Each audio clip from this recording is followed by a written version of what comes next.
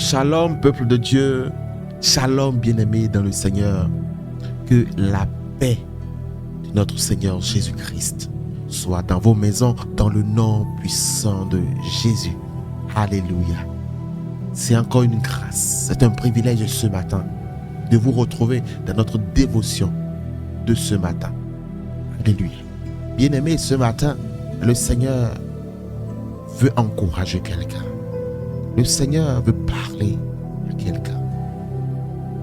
Toi qui passe par un moment difficile, toi qui tu te sens dans un moment de rejet, tu te sens comme si tout le monde t'a abandonné, tu te sens affligé, tu es inconsolable, tout le monde est parti, les frères, personne ne te comprend, personne ne veut plus entendre ce que tu dis, personne ne veut te donner raison. Tu manques de justice. Partout où tu passes, c'est l'injustice. Toi, tu pardonnes, personne ne te pardonne. Toi, tu peux faire c'est-à-dire les autres peuvent faire des erreurs. Mais toi, aussi, tu fais des erreurs.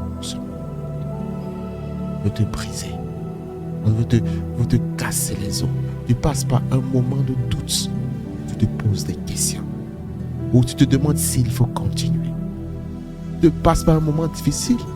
Tu te demandes, est-ce que je dois continuer à aller à l'église? Est-ce que je dois continuer à prier?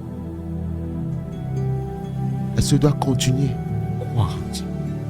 Est-ce que je dois continuer mon marche dans la foi?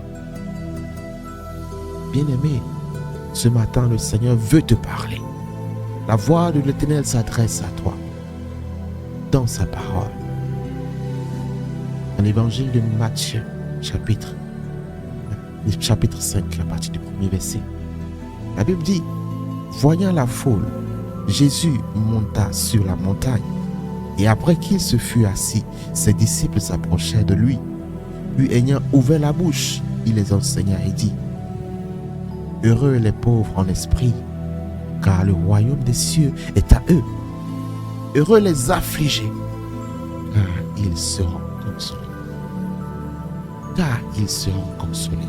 Si tu es affligé, sache que le Seigneur va te consoler. Si tu as perdu quelque chose de très cher, si tu as connu des choses difficiles et que ton cœur est en ébullition, ton cœur n'est pas dans la paix, ton être intérieur s'étouffe à cause des afflictions. Ce matin, la bonne nouvelle, c'est que le Seigneur te console dans le nom de Jésus-Christ. Sois consolé dans le nom de Jésus-Christ. Il dit, heureux les débonnés. Ils hériteront la terre. Heureux ceux qui ont faim et soif de la justice, car ils seront rassasiés. Parce que le Seigneur rendra justice. Là où on a, depuis des années, depuis des jours, depuis des semaines, porté l'injustice sur toi. L'injustice, là où tu as raison, on te méprise. Là où ta voix devrait porter, on cherche à te faire taire. On cherche à t'écraser, à te pousser vers le bas. Le Seigneur dit, le temps est arrivé, le temps est venu où justice, on te fera justice. Tu as soif de justice, on te fera justice. C'est comme le Seigneur dit, parlait de cette dame qui avait besoin de justice. Le livre de Luc, chapitre 18, ce verset 1er, il avait besoin de justice. Mais personne, le juge en charge du dossier ne voulait pas exécuter, ne voulait pas lui rendre justice. Et cette dame s'est levée dans la prière. Elle a commencé à invoquer le nom de l'Éternel. Et l'Éternel a agi. L'Éternel a fait en sorte que ceux qui devraient rendre justice n'aient point la paix. Et c'est après avoir rendu justice qu'ils ont obtenu la paix. Il sera ainsi là où tu es. C'est-à-dire, on n'applique pas la justice pour toi. le Seigneur fera en sorte que ceux qui sont sur ces dossiers n'aient point la paix au nom de Jésus-Christ de Nazareth. Lorsque ton dossier ne sera pas traité, le Seigneur ne donnera pas la paix à ces personnes. Parce que tu es une personne privilégiée devant Dieu. Même si les hommes te minimisent, même si les hommes, les femmes te méprisent, sache que tu es la prunelle des yeux de l'Éternel. Même si tu as les capacités nécessaires, les compétences nécessaires, et tu présentes tout, c'est toi qui devrais prendre ce poste, c'est toi qui devrais prendre cette responsabilité, c'est toi qui devrais prendre le devant de cette activité, mais on te méprise. Sache que le Seigneur va se lever en ta faveur. Il va se lever ce matin en ta faveur, et justice sera rendue pour toi au nom puissant de Jésus-Christ. Il dit: heureux ceux qui ont le cœur pur, car ils verront Dieu. Aie toujours le cœur pur.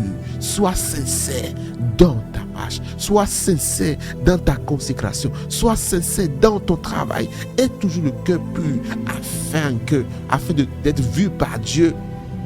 Afin d'être vu de bon œil par Dieu. Ne manigance pas derrière. Lorsque tu recherches la justice, ne manigance pas des choses derrière. Ne forme pas des plans contraires à la volonté de Dieu derrière. Aie toujours un cœur pur, un cœur qui dit la vérité, un cœur qui n'est pas dans le mensonge, un cœur qui ne calomnie pas. Il dit: ceux-là verront Dieu agir en leur faveur. Heureux ceux qui sont persécutés pour la justice, car le royaume des cieux est à eux. Heureux serez-vous lorsqu'on vous outragera, qu'on vous persécutera et qu'on dira faussement de vous toutes sortes de mal à cause de moi. Il dit: heureux soient les personnes pour qui on porte de faux témoignages. Des amis se lèvent de gauche à droite. Ils vont dire ce que tu n'as pas fait. Ils vont raconter des choses sur toi, des normités sur toi, mais tu ne les as pas fait. Ils portent de faux témoignages contre toi, pour te salir, pour te rabaisser devant tes camarades, devant tes amis, devant tes responsables, ainsi de suite, de gauche à droite. L'Éternel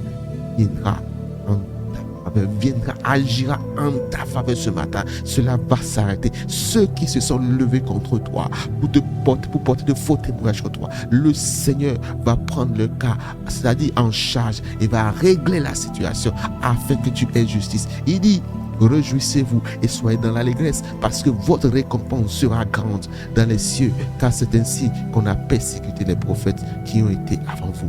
Oui, ta récompense sera grande, mais il faut que tu persévères, il faut que tu gardes la foi, il faut que tu crois en Dieu, il faut que tu aies l'assurance que Dieu peut faire quelque chose.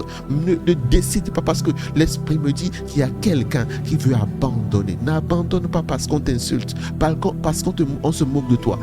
C'est-à-dire, ne cesse pas de croire en toi, ne cesse pas de croire en la parole que l'Éternel t'a donnée, parce que l'œuvre de l'ennemi, c'est de te décourager, c'est de t'amener à abandonner ce sur quoi Dieu t'a mis, le puits sur lequel Dieu t'a positionné. Bien-aimé, ce matin, c'est pour cela que je veux déclarer dans la vie de quelqu'un que la main de Dieu soit sur toi, que le Seigneur augmente ta foi, que le Seigneur te maintienne dans la foi, que le Seigneur te donne un esprit de force et de sagesse qui t'aide à avancer dans le nom puissant de Jésus-Christ de Nazareth. Que le Seigneur soit avec toi, en ce que même tout ce qu'ils diront sur toi ne t'atteindra pas, au nom puissant de Jésus-Christ de Nazareth.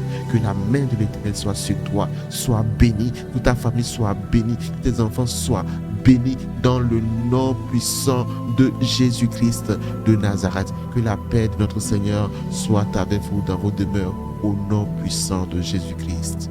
Amen. Shalom chez vous.